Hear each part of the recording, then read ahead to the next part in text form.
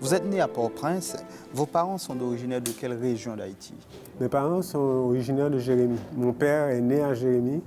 Ma mère n'est pas née à Jérémie, mais elle est la petite fille de François-Denis Légitime, qui est une personne célèbre dans l'histoire d'Haïti à sa façon. Donc, famille originaire de Jérémie également.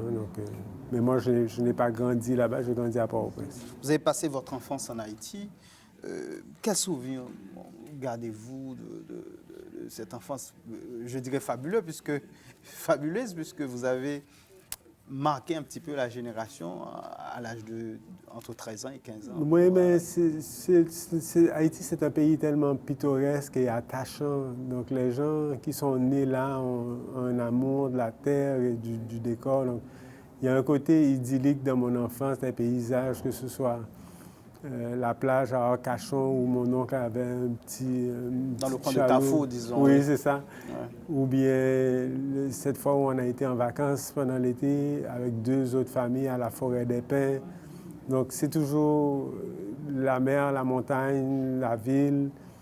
Y a ce côté-là, mais en même temps, à côté de l'idylle et des souvenirs d'enfance heureuse, il y a aussi tout un côté ténébreux, tout un suspense, tout un côté macabre à cause de la situation politique qu'il y avait à l'époque avec les Duvalier. Et le fait que, je me souviens, j'étais vraiment tout petit, mais je me souviens des bottes des soldats qui fouillaient le quartier parce qu'à l'époque, il y avait eu une tentative de coup d'État et on recherchait des livres, on recherchait des preuves chez vous que vous n'étiez pas communiste parce que vous aviez des livres. Et mon père en avait des livres, il avait le petit livre rouge caché quelque part, il avait certainement des encyclopédies. Tout ça pouvait paraître dangereux. Je me souviens aussi de l'époque où, adolescent, on se faisait poursuivre parce qu'on portait un afro. Alors, il fallait vite aller chez le coiffeur pour essayer de ne pas faire partie d'une rafle. Donc, il y a le côté idyllique et il y a le côté... Mais c'est l'amour, hein, tous les deux, hein, qui fait que... Mais vous y retournez en Haïti? Oui, assez régulièrement. Souvent pour des événements musicaux comme la première édition du festival de jazz de la Fondation Haïti Jazz. Avec votre ami Wade Mayer? C'est ça, Joël Wade Mayer, qui m'avait invité à présenter. Il m'a réinvité il y a 1 an et demi pour le lancement du livre que nous avons mis ensemble, Les grandes dames de la musique haïtienne. Oui. Mais sinon, j'y ai été avec mes enfants pour leur montrer la Citadelle, Sodo, le Cap et tout ça. J'ai visité à l'époque du premier anniversaire du tremblement de terre. Je devais m'y rendre pour un reportage pour Radio-Canada. Et ma mère est décédée soudainement, donc j'ai dû me rendre là un petit peu plus vite que prévu. Donc c'est un pays qui est toujours, qui nous appelle toujours. Hein. Évidemment, évidemment. Vous avez passé beaucoup de temps au Québec. Quelle place occupe-t-il dans votre vie? Une place de plus en plus grande.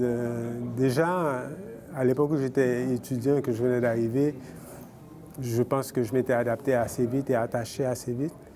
Mais je me suis rendu compte, avant même la naissance de mes enfants ici, que Montréal devenait chez moi. Notamment en 1994, où j'avais eu un contrat aux États-Unis pour réaliser un album.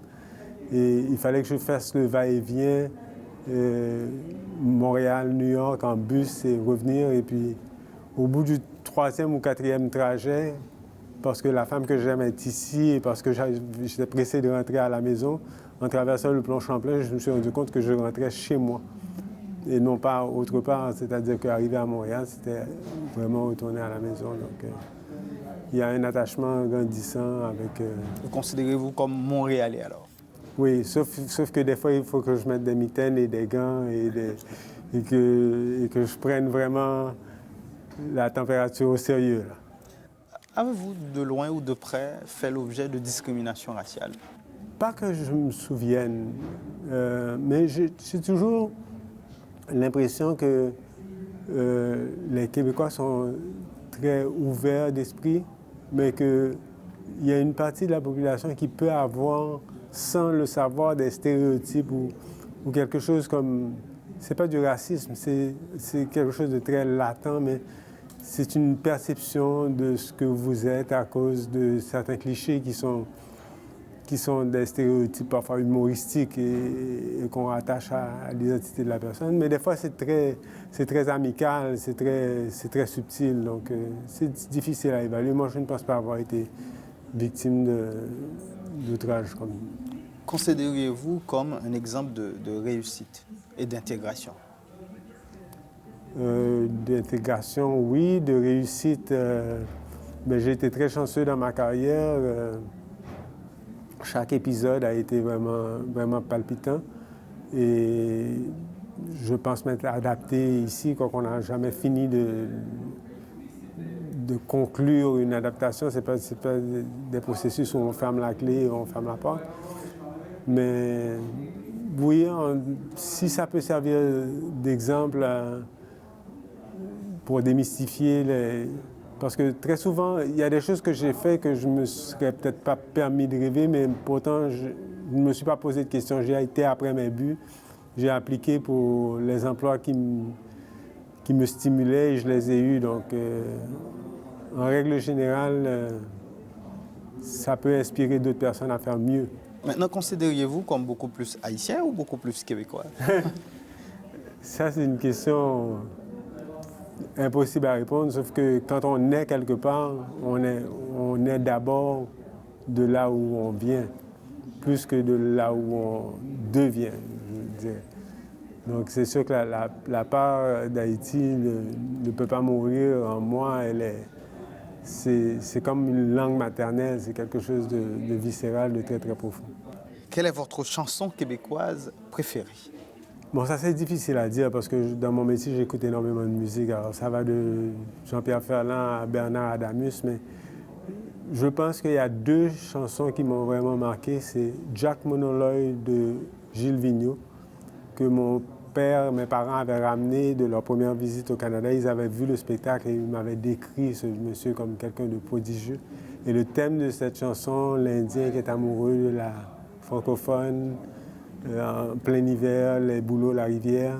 Et puis aussi la chanson Lindbergh, que mon frère nous avait fait connaître quand on était petit parce qu'il était venu vivre ici pendant un temps. Et une chanson de Robert Charlebois complètement psychédélique, qui ouvrait toutes les possibilités pour moi parce que c'était le nouveau quatuor jazz libre du Québec. Je ne le savais pas à l'époque, je sentais juste la créativité à l'état pur. Quelle est votre chanson haïtienne préférée? Ah, là, ça serait encore plus compliqué. Mais je pourrais citer des chansons sur lesquelles j'ai travaillé, que je n'ai pas écrites, comme L'amour en mai de Descastro et Despeignes, Pagamantinansa, qui a été écrit par Mouchi Oudmayer.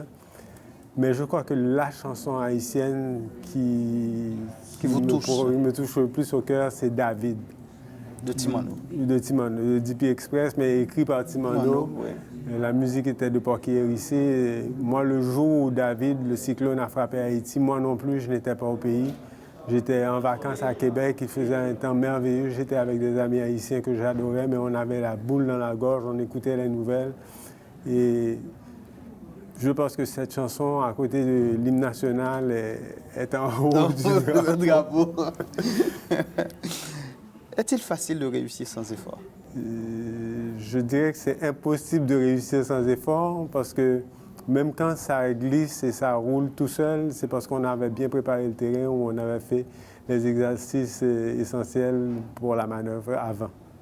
Si vous avez un message à passer aux jeunes de la communauté haïtienne et ceux issus de l'immigration, qu'est-ce que ce serait? Moi, j'ai deux messages que j'ai retenus de mes parents. C'est mon père qui fermait le poing en disant « coller sous fort », ce qui veut dire « lâche pas ». Attelle-toi, maintiens la pression. Et ma mère qui disait l'équivalent en créole, sors faire c'est lioué. C'est-à-dire que ce que tu fais, c'est ce qui va t'arriver. La manière dont tu te comportes, c'est comme ça que tu vas être traité. Ce que tu réalises, c'est ce pourquoi tu vas être récompensé ou reconnu. Ralph, merci d'avoir accepté non seulement de nous accueillir sur votre lieu de travail, mais également d'avoir participé à Empreinte. Merci. Merci Ronnie, c'était un plaisir.